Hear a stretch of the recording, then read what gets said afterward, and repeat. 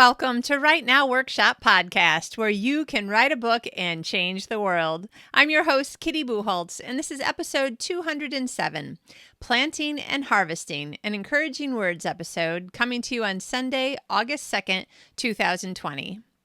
So in the last couple of weeks, John and I have had some amazing fresh strawberries and some incredible fresh cherries. Now, like in a lot of people who live in cities, there are a ton of fruits and vegetables that are to some degree available all year long. But when you get to the actual natural season for harvest and you get food that's come to you from not very far because it was picked when it was truly ripe and fresh, and then you get to eat it when it was at its height of deliciousness, there is nothing like it. I'm actually so sad because there was a farmer who had a table up near the mall, which is where the grocery stores are here. And he said, yeah, I'll be here every day. And so twice I bought strawberries and nectarines and cherries. I can't remember what all we bought from him. They were all so good. And then I haven't seen him since. And I'm just like, what? I need it fresh, like from the field. I need it fresher than what I can get from the grocery store. And anytime that we're in a season of new harvest, like the fresh stuff is actually coming out of the ground right now, I have a tendency to think about a couple of verses in the Bible that talk about harvest. So one of them that comes to mind is in Galatians. Let us not become weary in doing good, for at the proper time we will reap a harvest if we do not give up.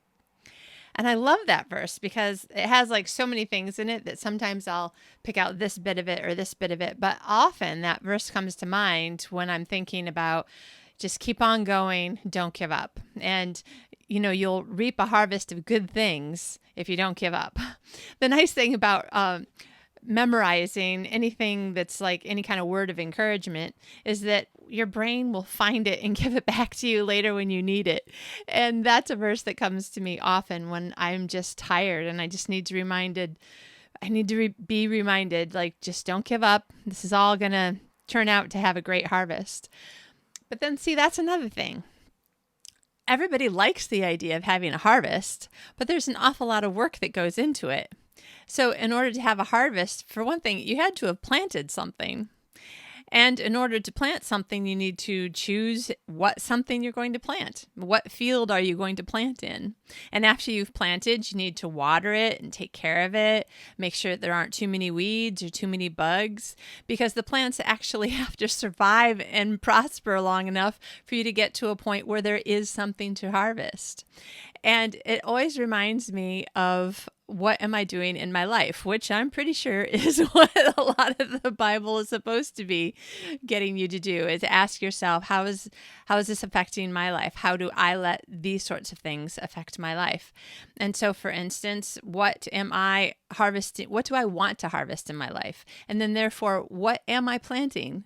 And am I taking care of it so that there will be a harvest? Am I only kind of taking care of it and then I only reap a little bit of a harvest? Or am I really putting in time and effort and trying to make it really grow and be strong and fruitful and whatever it is? If you have a field of flowers, you want them to be brilliant and beautiful and strong so that you can sell them in flower markets. If it's strawberries, you want them to be, good sized and juicy and sweet, and just so that everybody's like, yeah, I have to get strawberries from that farm because they're so awesome. So what am I doing in my own life? Well, in my personal life, the way that I look at this is, what thoughts am I allowing in and what thoughts am I purposely bringing in to my mind and my heart? And then how are those thoughts becoming, through watering and taking care of them, how are they becoming beliefs? What kind of beliefs are they becoming? Are they becoming the kinds of beliefs that will lead to things that I want to have in my life? Or are they becoming things that I actually will find out later that's not what I wanted in my life? Because beliefs lead to behaviors. Am I actually planting and taking care of and trying to make grow thoughts and beliefs that become behaviors that I actually want to have in my life? And then in my professional life, we as writers, we need to be writing and publishing and marketing in order to reap the harvest of having people read our books and pay for our books, having money come in, having a business that has, more revenue than expenses. So am I doing enough of these things? Because if I'm doing some writing, then it's like doing some planting. You can only get so much out of it. Sure, there are the times when there's this amazing thing that happens that was completely unexpected and out of your control, and something fabulous happens. But sometimes the opposite happens. No matter how many good things you did, something bad happens outside of your control. Like right now with the economy, because of the pandemic, there are businesses that are seriously hurting, not because of anything that they did.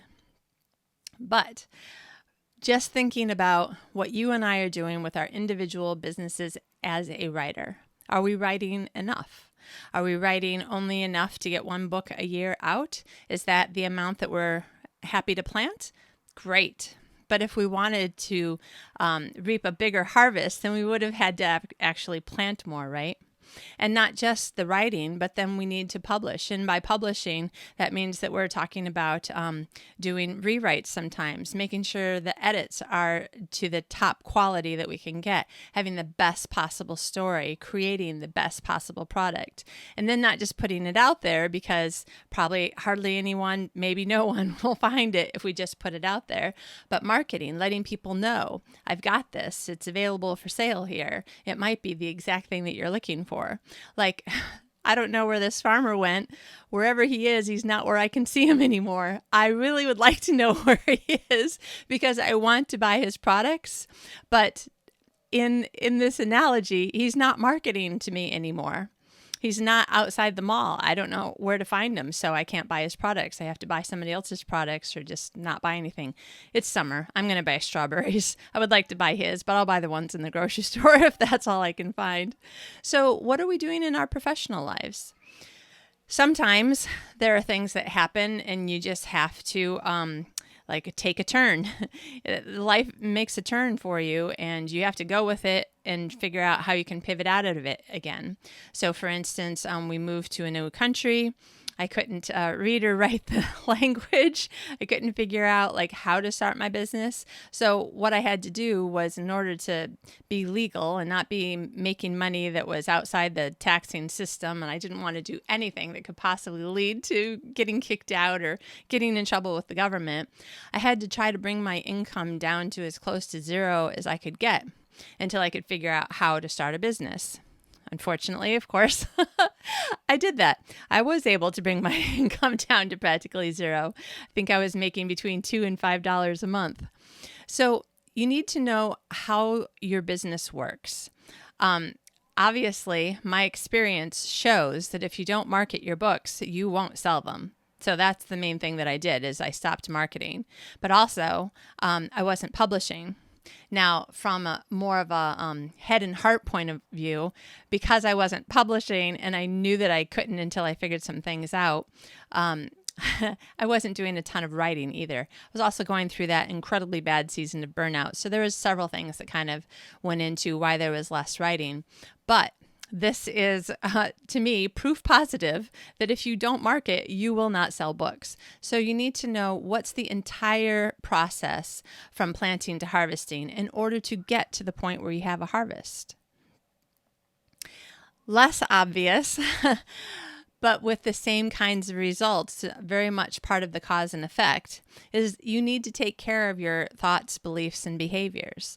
You need to choose carefully what fields you choose to plant in. Where are you going to plant your flag, so to speak? What have you decided that this is what I believe? These are the sorts of things that I'm willing to fight for. These are the sorts of things that I want to make a part of my character. In order to be a person that you like and admire, you're going to have to really plant and take care of and water thoughts, beliefs, and behaviors that are the kinds of things that you admire, the kinds of things that you want to end up being part of the harvest. If you don't weed the garden of your mind and heart, if you don't watch out for insidious bugs coming in and eating, the bottom of the stem and pretty much killing the plant altogether without you even realizing it, if you're not watching those things, you can lose your entire harvest and have no harvest.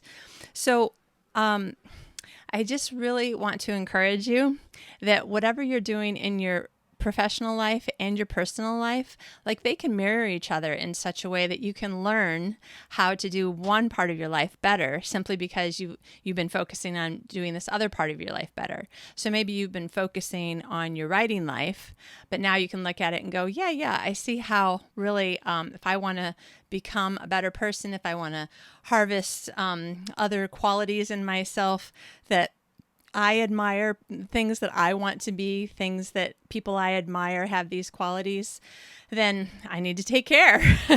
And in the same way, maybe you do see that in people's personal lives, but now you're thinking, yeah, okay, so if I want to have a real writing career, a real writing business, then there are things that I have to do. So I have to choose which field I'm going to plant in, what I'm going to plant. I need to water it and take care of it. I need to make sure that I don't have infestations of bugs or weeds. And then I need to take good enough care of it and watch it so that I know when it's time to harvest.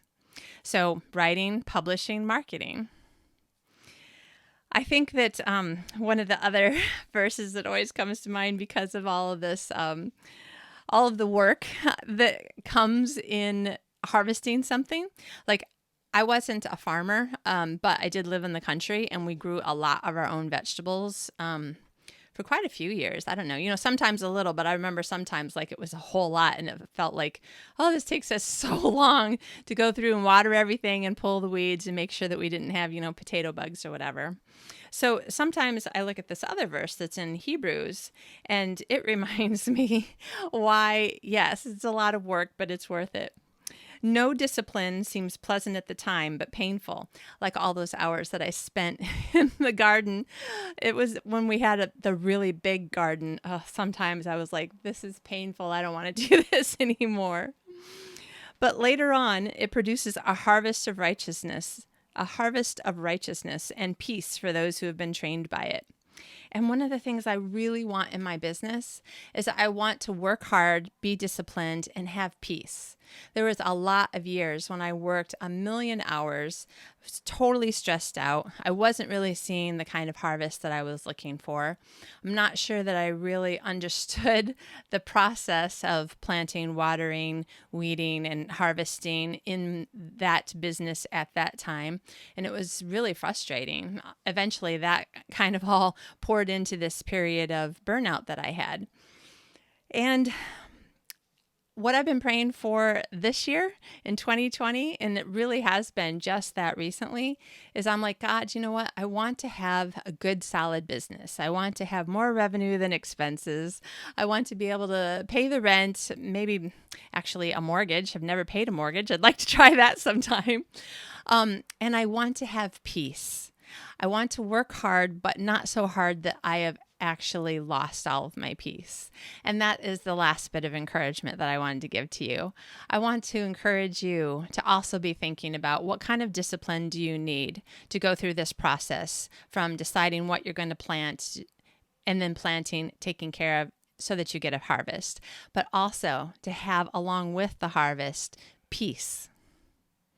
That's what I want. It's what I want for you. And I hope that these encouraging words have given you something to think about.